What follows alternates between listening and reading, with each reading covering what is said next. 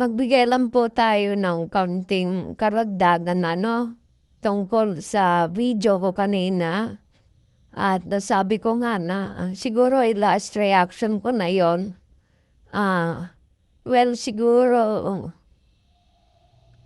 medyo na ano lang ako, nabigla. Pero naintindihan ko ang sinasabi ni Bebe Labs. Kasi ang pagkakasabi naman niya kanina, ayaw niya na reactor. Lalo na kung i-connect mo doon sa kabila. Sabi nga niya kanina, pwede naman daw basta all about lang sa kanya. Well, ako, minsan talaga, aminado ko na sama ko si Sir, pero yun ay about lang sa Chris Pao. Wala naman akong nasasabi na tungkol sa mga video sa kabila na tungkol doon na gano'n na binabas kayong ano. Wala naman. Natatandaan ko lang ang mga nasabi ko dun sa mga charity na talagang pinupuri ko talaga yung pagcha-charity. Kasi sino ba naman ang mababas dun sa pagcha-charity? Sino ba magagalit dun sa pagcha-charity? Alam naman natin na malaking katulungan yun sa ating mga kapwa Pilipino, di ba? Lalo na yung hindi naaabot ng tulong, na hindi tinutulungan ng gobyerno. Kumbaga sa ano, hindi naman siguro sa pera, kundi hindi na nakakaabot to ng tulong. Makaabot man, siguro, yung mga ano na lang. Basta nakakaabot din siguro, pero hindi ganon sa tinutulong nila. Yun lang naman na aking minsan nadadagdag. Pero yung sa pagpuna at para ibas, wala naman. Sa akin wala. Talagang siguro nakakapagsalita ako minsan. Hindi naman madalas, pero sinasagot ko lang kasi minsan pag may mga buzzers talaga na sobra ko magsalita. Kasi talaga syempre masakit yun, lalo na kung umahanga ka dun sa tao na dinidefend mo, di ba? Yun lang naman sa akin, wala naman akong natatandaan na sinabi ko na masama sa kabila. Puro paghahanga ako. Doon lang talaga ako nagtampo. Noon sa team nila. Batampo lang yon, pero sabi nga, di ba wala na? So wala na. Mahirap na maipili. Talaga na maipili ko na ako. Hindi naman ako yung ano. Di ba? Yun sa akin, bilang fan, bilang tagahanga, ba't hindi naman ako nambabas? Ganon. Hindi naman ako pumupuna sa mga about sa ginagawa nila. Basta man ako lang eh. Yun lang, sa team nila.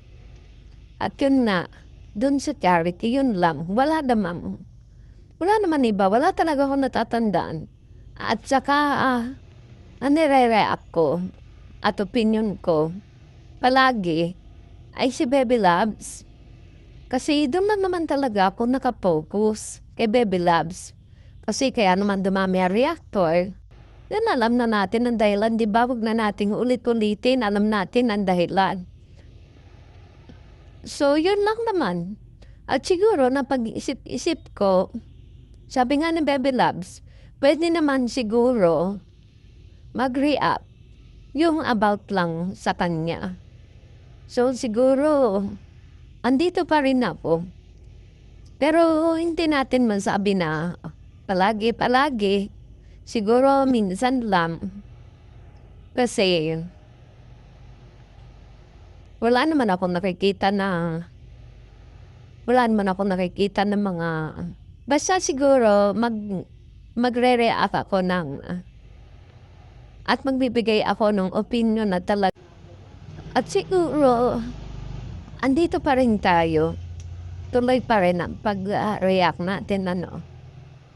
Pero hindi na ganun kadalas. Siguro limitado na. Kasi tingin ko naman ngayon, okay natin, Baby Loves. Wala na mga buzzers na sobra-sobra. Yun lang naman kaya naman tayo lumabas lang na nag-react at nag-defend dahil nga dun sa mga bashers. Pero sa tingin ko naman nga ngayon, okay naman ang lahat. At ngayon nga, naawa lang kay Bebe Labs lalo na sa mga post niya 'no, kanina sa mga post na kaya nga nagpa-react ulit ako ngayon, eh. Parang namomroblema na naman siya, nai-stress na naman siya, 'di ba? Siguro nga sa pangyayari, pero huwag ka ng mai-stress Bebe Labs kasi habang nai-stress ka, namomroblema din kami, 'di ba? Kami mga nagmamahal sa'yo. Kaya gusto lang namin lalo na ako gusto ko lagi siyang hyper, yung lagi siyang masaya, 'di ba? Gano'n lang naman ang gusto ko sa kanya. Tsaka talagang ang paghanga sa kanya unang-una talaga sa pool, simula't sa pool talaga.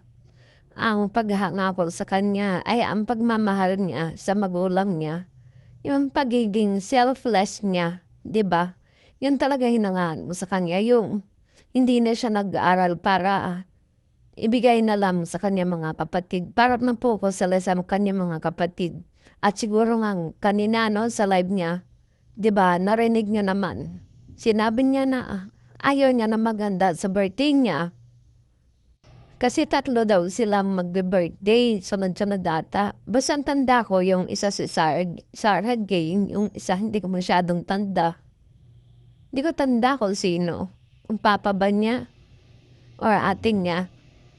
Basta sabi niya, parang pag-iisahin na lang ang handaan at yun ay gaganapin na lang sa birthday ni Sarah Jane. Pero 'di ba ang birthday ni Bebe Loves is August 26. O 'di ba parang dito pa lang makikita mo na talaga na mas masaya siya 'pag masaya ang mga kapatid niya. Tingnan mo magi-giveaway na naman siya, o 'di ba? Sa gaganapin na lang daw sa birthday ni Sarah Jane. Ayaw na niya ng handa-handa para sa kanyang sarili. Gano'n ko talaga siya hinangaan, yung pagiging ano niya, mapagbigay niya. Hindi siya makasarili. Talagang iniisip niya yung para lang sa kanyang pamilya. Do'n lang, yun lang naman talaga hinangaan ko sa kanya. Yun, at saka yung pagiging ano niya, pagiging hyper niya. Gustong gusto ko kasi yung pagiging hyper niya. Ewan ko yung iba ayaw nila, pero ako talaga gusto ang pagiging hyper niya.